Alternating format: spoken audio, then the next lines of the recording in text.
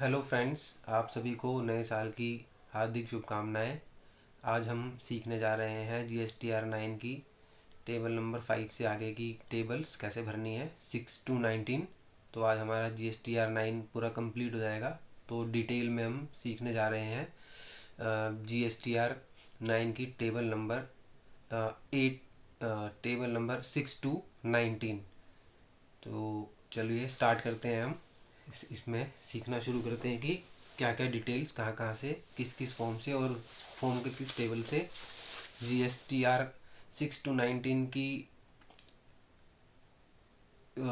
9 की table number 6 to 19 की filling में कहाँ कहाँ से किस किस टेबल का किस फॉर्म के किस टेबल का रेफरेंस लेके इसे फिल करना है। तो टेबल नंबर 6 से स्टार्ट करते हैं। आगे की टेबल नंबर है 6। तो इसमें डिटेल्स भरी जानी है। Details of input tax credit available during the financial year, मतलब फाइनेंशियल ईयर 23-24 की जो GSTR 9 जानी है उसकी इनपुट टैक्स क्रेडिट अवेल किया है जो 23-24 में, उसकी ITC की इंफॉर्मेशन फिल करनी है। तो इस टेबल नंबर 6 का A1 पार्ट में 6A to 6J तक कॉलम है जो कि हमें फिल करने होंगे इसमें। तो टेबल नंबर 6A इसमें डिटेल्स जानी है। Total amount of input tax credit avail through GSTR 3B, जिसकी 3B की जो है टेबल नंबर 4A, वहाँ से ये डिटेल यहाँ पे ऑटो पॉपुलेटेड हो जाएगी अपने आप। GSTR 2B उस फाइनेंशियल ईयर का 23-24 फाइनेंशियल ईयर का, जो कि 3B में डिटेल्स डेराइव करेगा। GSTR 3B 2B से डेराइव करेगा और 3B से टेबल नंबर 6A में फिगर्स डेराइव होंगी। नेट ऑफ क्रेडिट नोट की फिगर्स, डेबिट क्रेडिट नोट की फिगर्स से नेट ऑफ करके आएगा। इसमें वो 2B के अंदर वो फिगर्स नहीं होती, वो इन्फॉर्मेशन नहीं होती ITC की जिस पे लिमिटेशन होता है as per section 16(4), time limitation की बाउंडेशन की वजह से, जो कि एनुअल रिटर्न या 30th November which ever is earlier का जो स्पेसिफिक टाइम लिमिट दिया हुआ है उसकी वजह से। और दूसरा, अगर रिसिपिएंट जो है इंट्रास्ट रेट सप्लाई होने की वजह से, जिसकी अगर रिसिपिएंट की लोकेशन डिफरेंट प्लेस पे है तो वो उसका भी ITC का यहाँ पे नहीं मिलता, तो वो 2B के अंदर रिफ्लेक्ट नहीं होता और 2B के थ्रू 3B बनती है।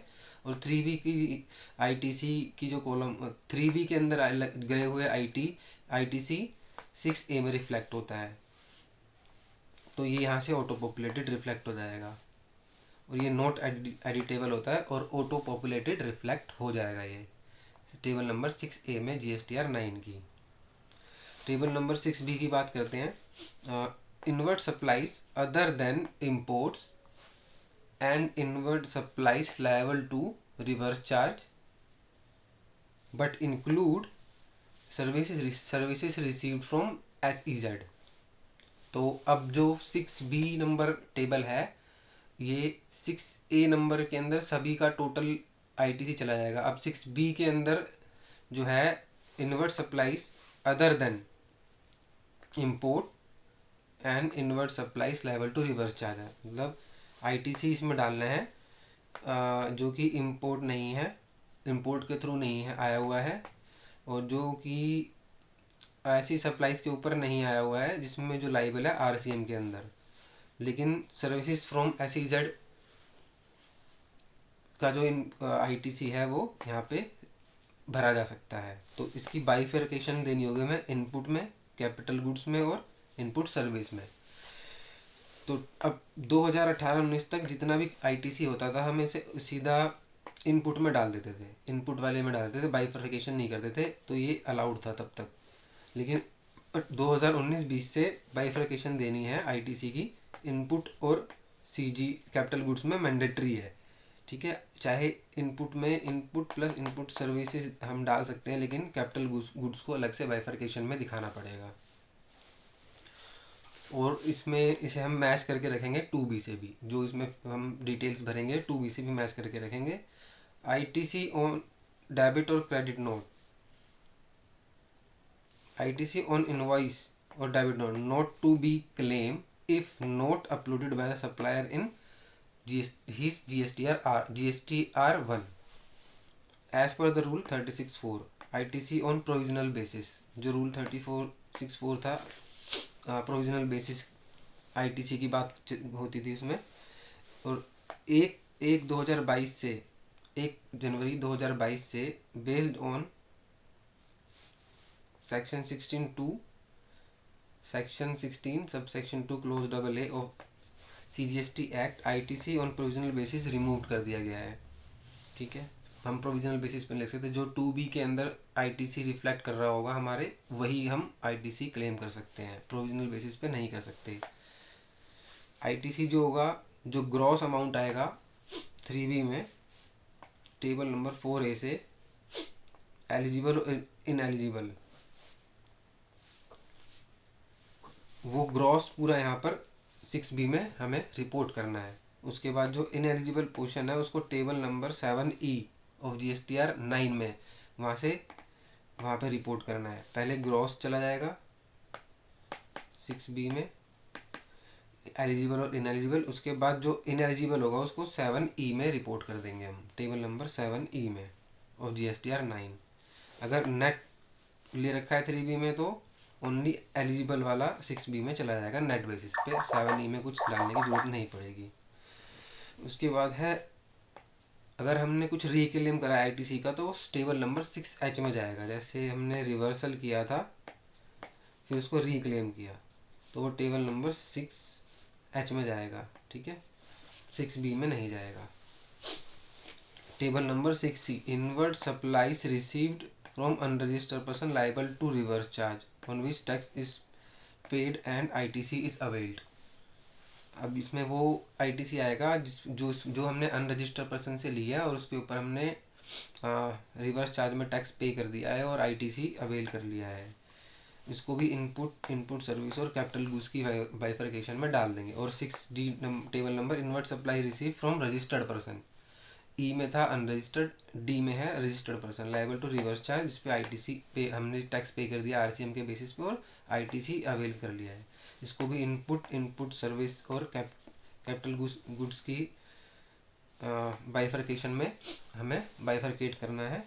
लेकिन 2020-21 तक, फाइनेंशियल ईयर 2020-21 तक रजिस्टर्ड पर्सन और अनरजिस्टर्ड पर्सन से जो आरसीएम वाली इनवर्ट सप्लाईज होती थी, जिस पे आरसीएम पे हमें टैक्स पे करना होता था और फिर उसको क्लेम करना होता था, उसको हम पहले सारा का सारा 6D में डालते थे, रजिस्टर्ड और अनरजिस्टर्ड वाला डाल सकते थे। लेकिन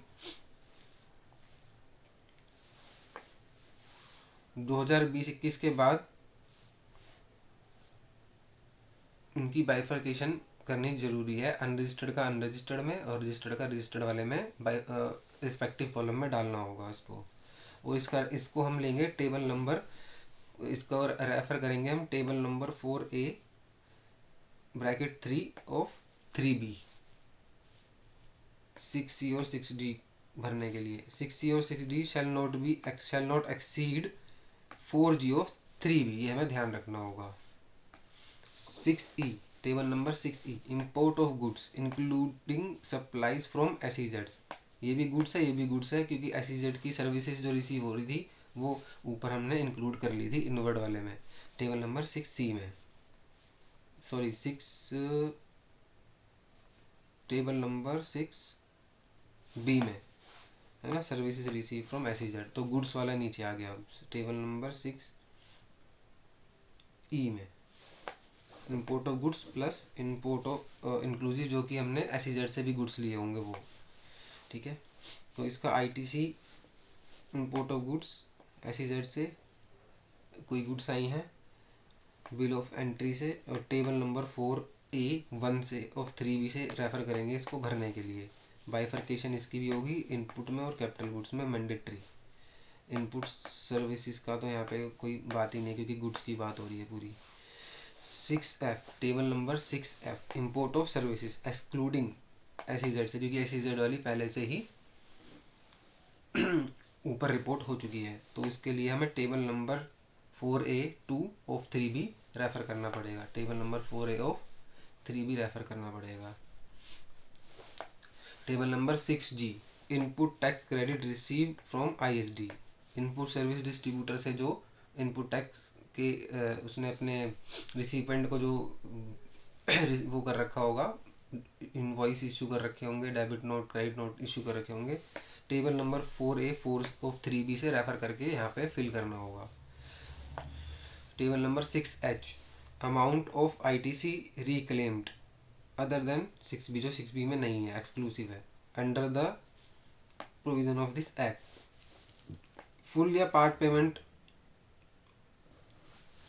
पार्ट ITC रिवर्स किया गया हो due to non payment to supplier in 180 days, और उसे रिवर्स कर दिया गया हो, ITC को अवेल करके रिवर्स कर दिया गया, रिसिपिएंट जो होगा एलिजिबल हो जाएगा उसकी रीपेमेंट करने के बाद उसके क्रेडिट का। उसके लिए कोई टाइम लिमिट नहीं, जब पे करेगा तब उसे वो रिक्लेम कर सकता है। और वो रिक्लेम किया, such reclaimed ITC should be reported in table number 6H of R9 for the financial year जिसमें उसकी पेमेंट कर दी गई और रिक्लेम कर लिया गया, उसको उस साल की 6H में चला जाएगा वो। जैसे कि इनवॉइस था 2023-24 का, ITC 2023-24 में ही रिवर्स कर दिया 3B के अंदर, ठीक है, ड्यू टू नॉन पेमेंट। तो रिक्लेम करा हमने उसको नेक्स्ट फाइनेंशियल ईयर मतलब 24-25 में पेमेंट करने के बाद, तो R9 ऑफ 24-25 के 6H कॉलम में आ जाएगा। ऐसे ही इसको हमें 8C और 13 में नहीं करना है, क्योंकि वहाँ पर उसके लिए अभी हम आगे चल के देखेंगे उसमें कौन सा होता है, 8C में कौन सा जाता है, 8C और 13 नंबर में। अगर इनवॉइस 23-24 फाइनेंशियल ईयर का था, रिवर्स भी अभी हुआ और रिक्लेम भी अभी हो गया, तो या तो हम 6B में पूरा का पूरा डाल देंगे या 6B में नेट करके डालेंगे और H में रिक्लेम कर लेंगे, ठीक है। उसके बाद टेबल नंबर 6I जो होगा B से H का टोटल होगा, ठीक है। और टेबल नंबर 6 जो होगा डिफरेंस होगा 6I और A का। A जो था हमारा 2B से गया था, और जो I जो है वो B2H है, जो हमने बाइफर्केशन देके और डिफरेंट टाइप से जो हमारा ITC आया 2B से कितना डिफरेंस आ रहा है उसमें आइडियली नील आना चाहिए, क्योंकि 2B से अगर पूरा बना होगा तो नील ही आएगा।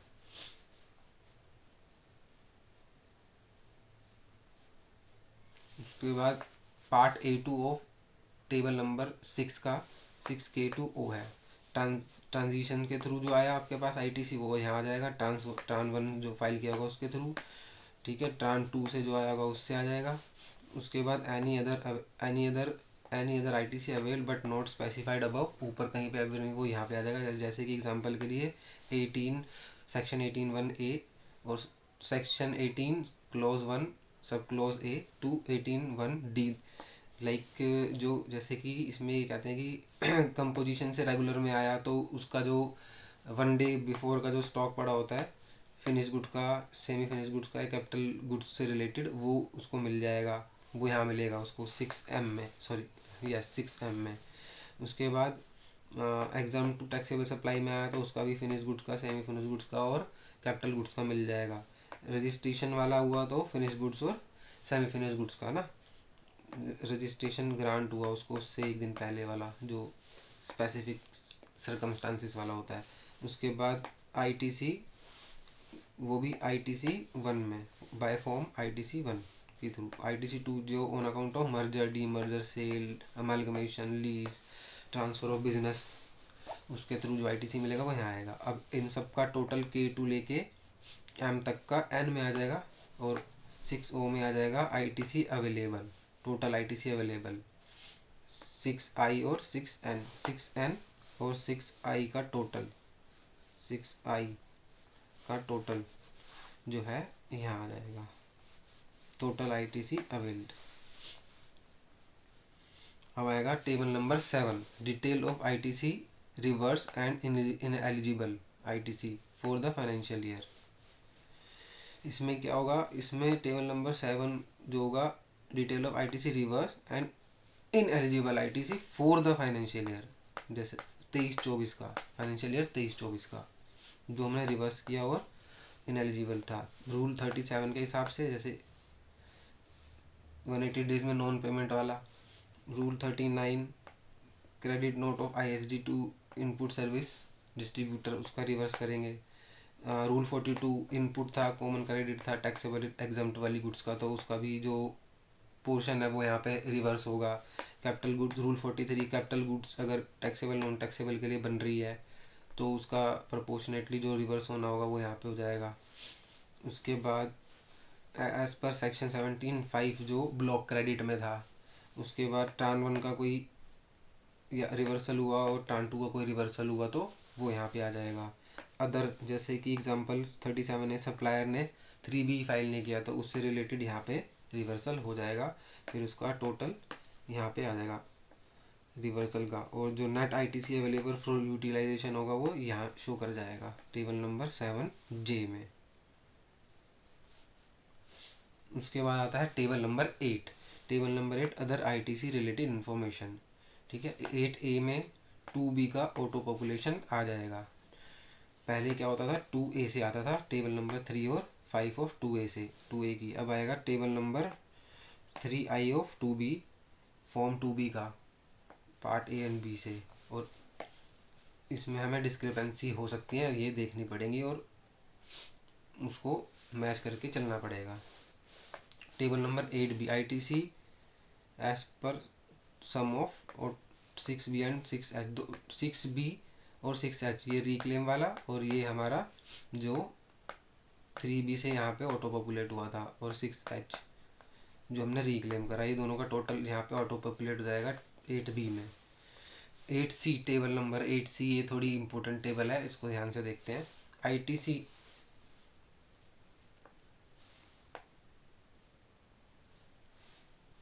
ITC on inward supplies other than import and inward supply level to reverse charge, including services received from SEZ during the financial year but availed in next financial year up to specific period।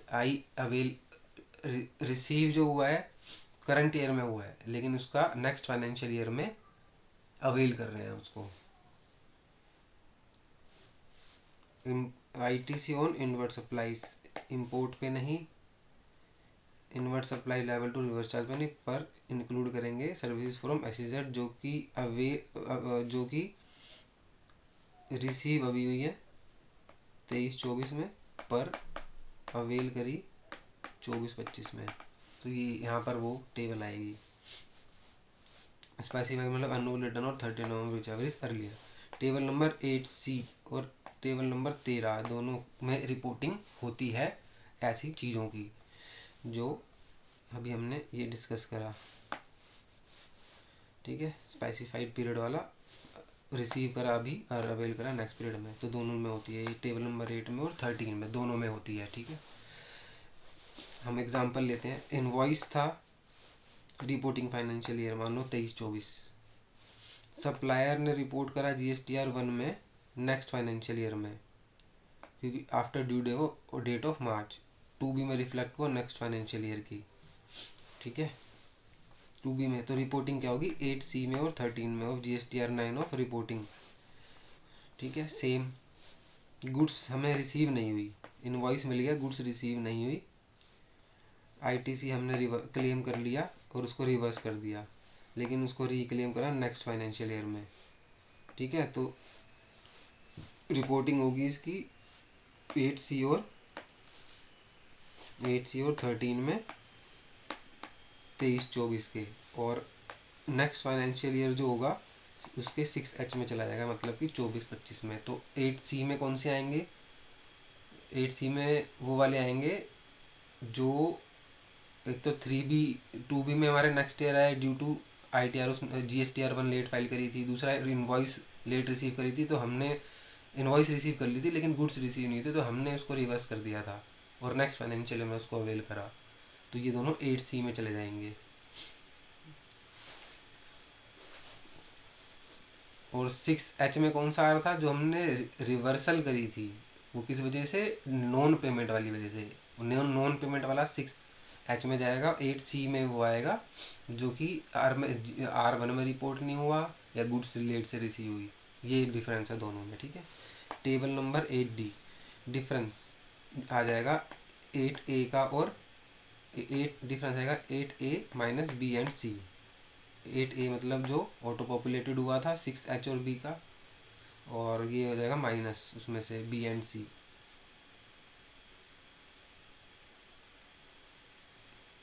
8B and C minus हो जाएगा ना, sorry यहाँ मैंने गलत बोल दिया। 8A हमारा है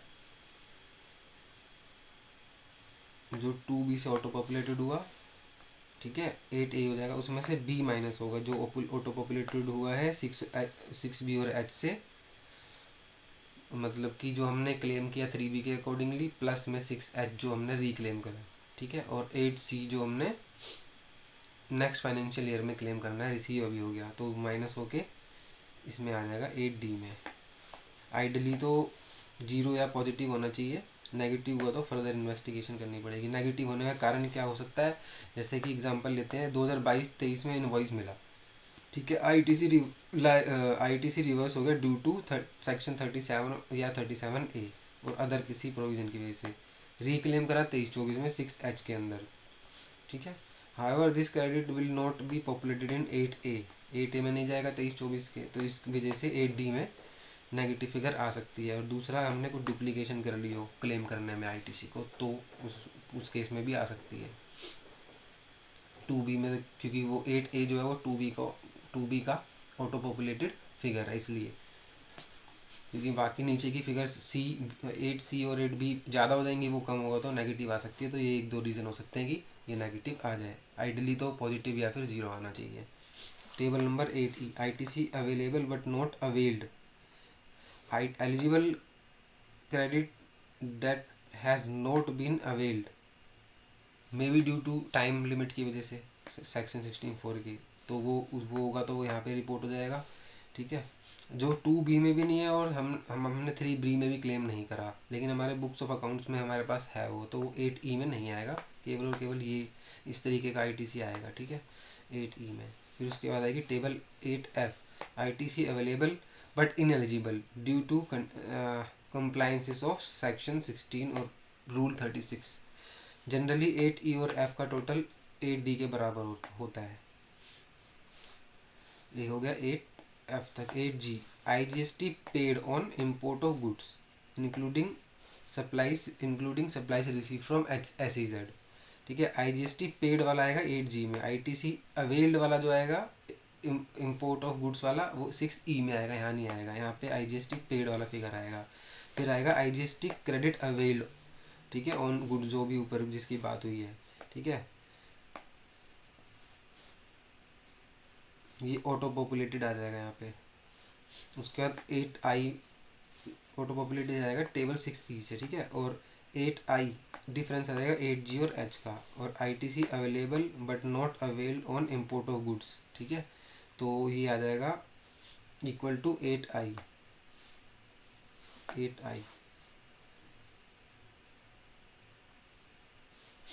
ऑटो पॉपुलेटेड हो जाएगा।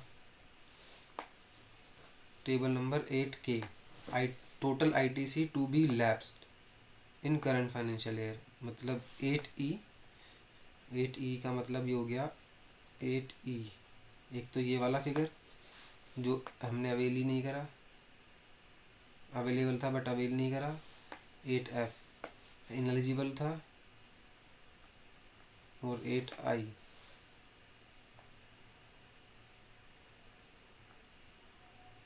और 8G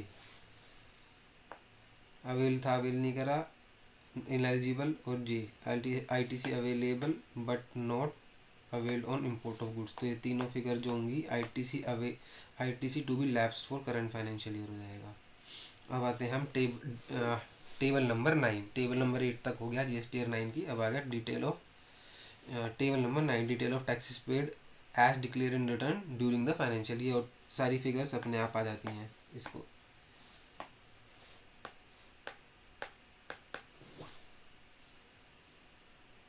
ये सब फिगर अपने आप आ जाएंगी, तो इसमें हमें कुछ करने का वो नहीं है। इसके बाद आती है टेबल नंबर 10, 11, 12 और 13। तो टेबल नंबर 10 में आ जाती हैं supplies tax declared to amendments. ठीक है, अमेंडमेंट्स क्या, अमेंडमेंट्स वाला जो है क्रेडिट नोट से नहीं, वो GSTR 1 के थ्रू जो अमेंडमेंट होती है, लाइक जैसे कि अमेंडमेंट करी हमने R1 के थ्रू। ठीक है, मतलब फाइनेंशियल ईयर 22-23, मतलब पिछले फाइनेंशियल ईयर की किसी की करी हमने। ठीक है, बिल था 10 रुपये का और करी हमने 23-24 की किसी रिटर्न में अप टू नवंबर तक, 30 नवंबर तक। ठीक है, बिल था 10 का, कर दिया 8 का, 2 का डिफरेंस, तो माइनस वाली फिगर, माइनस वाली उसमें आ जाएगा, यहाँ पे आ जाएगा। ठीक है, अगर बिल था 12 का, 14 का हो गया, 2 का डिफरेंस प्लस हो जाएगा, तो वो फिगर यहाँ पे आ जाए, यहाँ प्लस में आ जाएगी। ठीक है, और उसके बाद टेबल नंबर 12 जो है उसमें है reversal of ITC avail during the previous financial year. अगर कोई ITC हमने पिछले फाइनेंशियल में गलत गलत ले लिया, एक्स्ट्रेस ले लिया, तो वो यहाँ रिवर्सल कर देंगे। ITC avail for the previous financial year, जो हमने 8C में,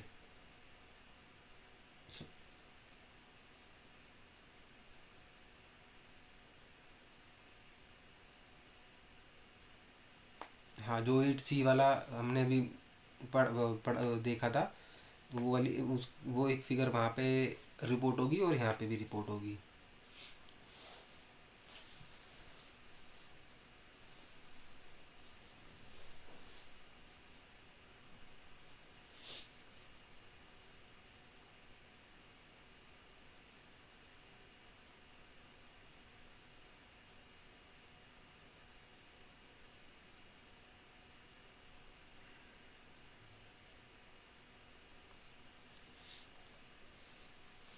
उसके differential tax paid on 10 and 11, जो अमेंडमेंट के थ्रू चेंजेस हुए, तो उसमें क्या टैक्स पड़ा, कितना पेबल था और कितना आपने पे कर दिया।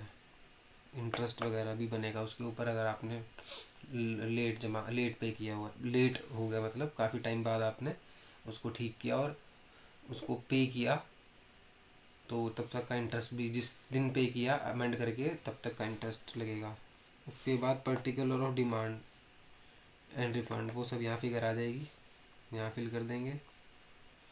उसके बाद हमारा supplies receive from table number 16, supplies receive from composition tax payer deemed supply by job worker and goods sent on approval basis, जो एंट्रीज होंगी वो यहाँ आ जाएंगी A, B और C में। ए में आ जाएगी कंपोजिशन सप्लायर की, बी में आ जाएगी डीम्ड सप्लाई अंडर सेक्शन 143 और सी में आ जाएगी goods received on goods sent on approval basis. अब आएगी टेबल नंबर 17, यहाँ पे एसेसन वाइज समरी तो सप्लाई भरनी पड़ेगी जो हमने सप्लाई किया है। यहाँ पे HSN wise summary of inward supplies जो हमने रिसीव करी हैं वो आ जाएंगी। लास्ट में 19 नंबर टेबल, जिसमें लेट फी पेबल या एंड पेड की डिटेल आ जाएगी। उसके बाद हमें रिटर्न को फाइल कर देते हैं और सबमिट कर देते हैं EVC के थ्रू या डिजिटल सिग्नेचर के थ्रू। तो ये हमारी GSTR 9 यहाँ पे कंप्लीट होती है। उम्मीद करता हूँ काफ़ी चीज़ें समझ में आ गई होंगी और आप GSTR 9 फाइल करने आपके लिए थोड़ी इजी हो जाएगी। उसके बाद भी अगर आपके कुछ क्वेरी है, कमेंट है, तो आप कमेंट बॉक्स में लिखिए, तो हम उसको रिज़ॉल्व करने की कोशिश करेंगे। कुछ क्वेरी हमारे सामने आएंगी तो नई क्वेरी होंगी तो हमें भी सॉल्व करने में अच्छा लगेगा। तो उम्मीद करता हूँ आपको अच्छी लगी होगी वीडियो। कृपया लाइक करें, शेयर करें, कमेंट करें।